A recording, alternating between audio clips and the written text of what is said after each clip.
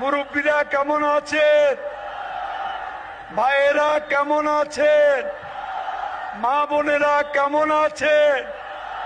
18 বছরের first time voter তরুণেরা কেমন আছেন?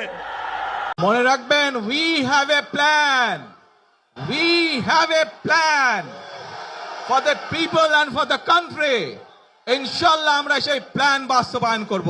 বিএনপি সরকারের আমলে দেশের জন্য কি উন্নতির আশা করা যায়?